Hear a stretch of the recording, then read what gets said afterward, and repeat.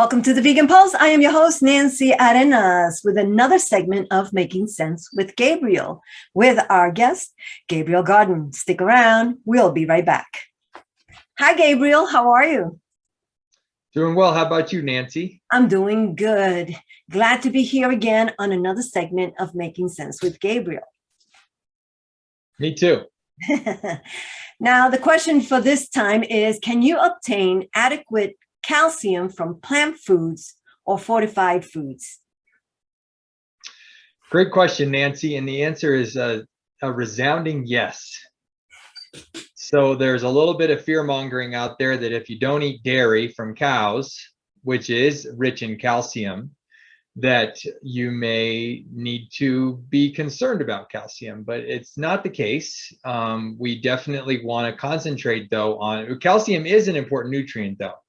And so most specifically, so that people don't have to worry too much, it's just another great reason to eat a wide variety of whole plant foods, right? So fruits and veg and different kinds of beans or legumes, beans, split peas, chickpeas, and lentils, whole intact grains, mushrooms, nuts, seeds, herbs, and spices. And so if we eat a wide variety of essentially like these 9 different groups of foods, we're going to do a wonderful job at basically meeting all of those important nutrient needs, including calcium.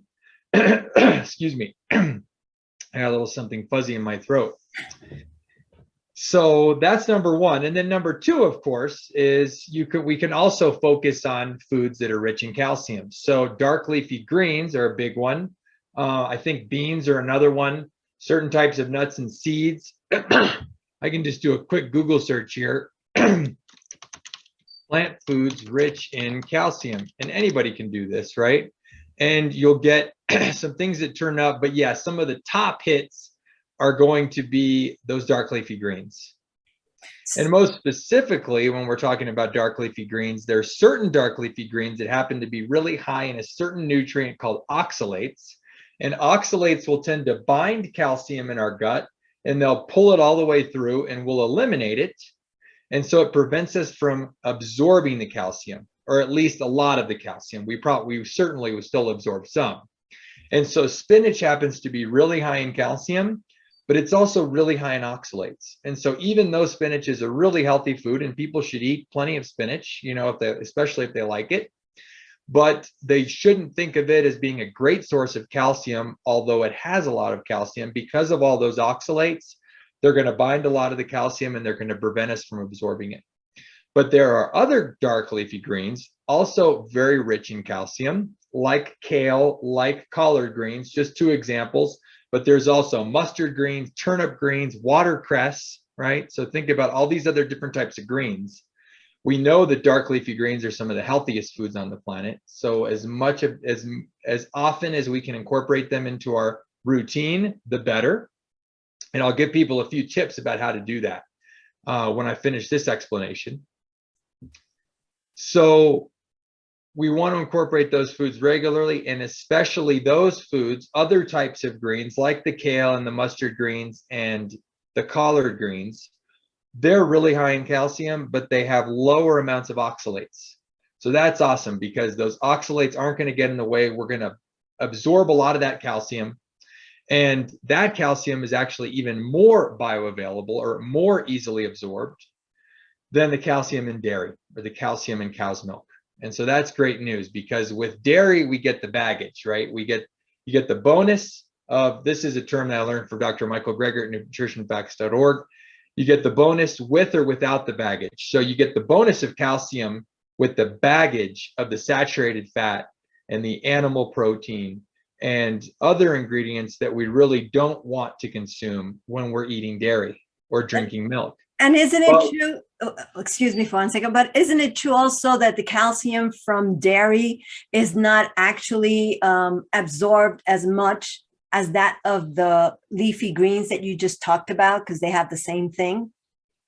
Yeah, so yeah, I mentioned that the dark leafy greens that are lower in oxalates are going to have a higher bioavailability. And so that means that the body can more easily or more readily absorb the calcium in those dark leafy greens like kale, mustard greens, turnip greens, and collard greens. And also we get the bonus without the baggage, right? Because we don't have all the baggage of the saturated fat and the other ingredients that are not, and the cholesterol and everything else that's not healthy for us in the dairy. We don't have any of that baggage.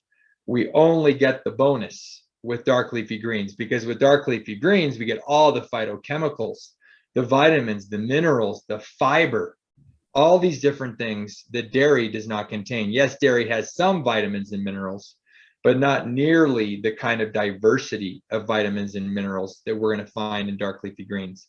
So you get no baggage when you're eating dark leafy greens. We just want to make sure not to consume. If people love high oxalate dark leafy greens, and I'm going to name two of them. Spinach, I already named. Another one is Swiss chard, right? Swiss chard, rainbow chard. Another beautiful dark leafy green, we should eat it, but we don't want to be eating large amounts of spinach or Swiss chard or any kind of chard on like a daily basis, and consider that like our primary source of calcium, because again, those are high in oxalates, and oxalates bind calcium and prevent our gut from being able to absorb it. So some great tips on eating more dark leafy greens, because we know they're such a great source of calcium, is to make homemade pesto, right? You can certainly buy a pesto, but many pestos store-bought are going to contain cheese, because different types of hard aged cheeses like Parmesan are common ingredients in store-bought or conventional pesto. I'm sure you can find vegan pestos too, but ideally we're making it homemade more often because it's going to be healthier that way. Use a little bit of extra virgin olive oil. Use different kinds of nuts and seeds, because again, nuts and seeds are certain nuts and seeds are going to have some calcium in them as well.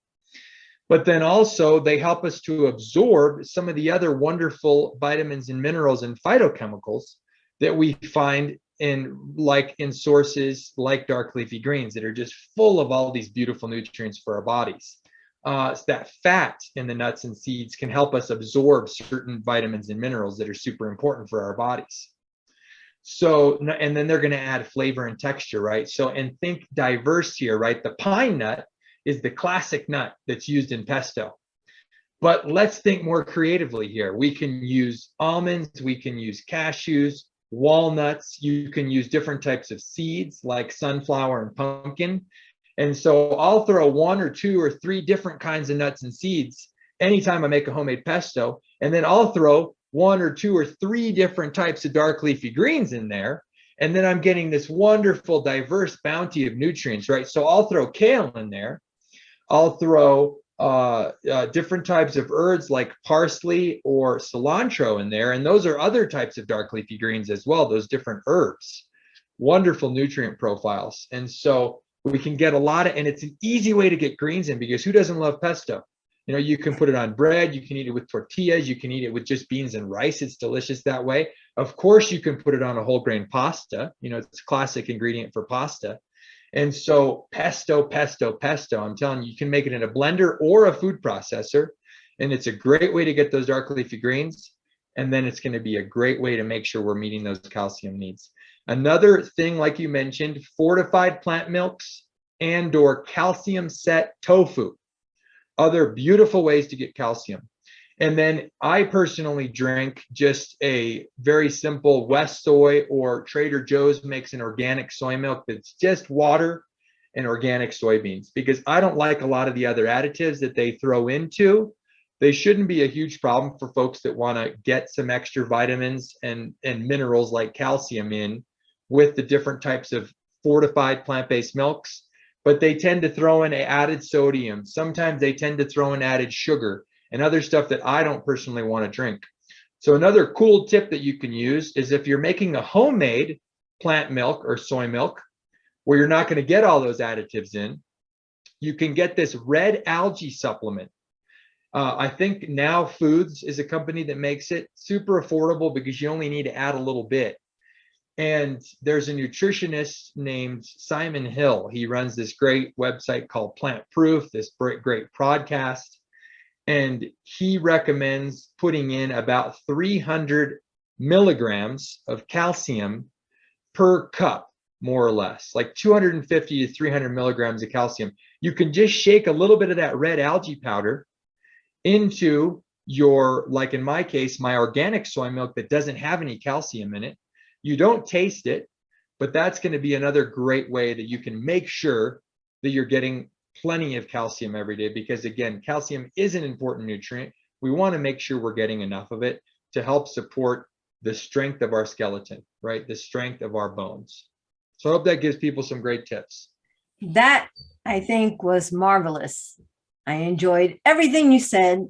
And the fact that people can get calcium without the baggage, as you said, from dark leafy greens. Yes, dark leafy greens, calcium set tofu, and fortified plant milks, or just add a little bit of that red algae supplement that's high in calcium to any type of homemade plant milk that people might enjoy, because you can throw a little bit of almond or other types of nuts in your high-powered blender like a Vitamix and make a homemade plant milk super easy. I've never tried to make homemade soy milk, but that's another option too. But either way, I like soy milk because it's super creamy. Another great thing about soy milk is it's so rich in protein. It's actually one of the only what they consider like an equivalent to dairy, because dairy milk is really high in protein, and protein is another important nutrient that we need to make sure to get enough of on a daily basis. So soy milk can be a great way to make sure, in addition to calcium, to make sure that we're getting plenty of protein each day. And so I like soy milk for that reason. It's rich in protein. It's rich in all these healthy fats. You know, soy has a lot of mono and polyunsaturated fats, which are the healthy fats. And if you're adding the calcium, then you're also going to get the calcium too. And soy milk's just got a creamy, delicious flavor that I think is great. And soybeans grow in abundance. They're not super hard on the environment like our almonds and a few of the other things. You know, I love almonds, but almond trees require a ton of water. So soy milk can be produced in a way that's more environmentally friendly on a massive scale than can some of the nut-based milks. All right. Well, that is awesome. The information that you give. My favorite milk, I do stay with soy, and I do like Ripple, the pea protein milk. I also enjoy that.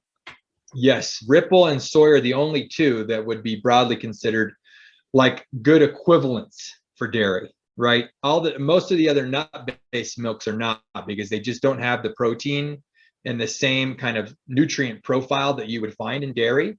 And so, yeah, Ripple and soy are like the two that I can most highly recommend if you're looking for something to kind of replace the nutrients that you would be getting in dairy. Thank you again, Gabriel, for sharing your knowledge with us today. And until next time, bye-bye. Adios. Thank you for joining us on another episode of the Vegan Pulse. I am your host, Nancy Arenas. Remember to check out our website, like us on Facebook, and subscribe to our YouTube channel. If you have a pulse, you have a purpose. Live vegan.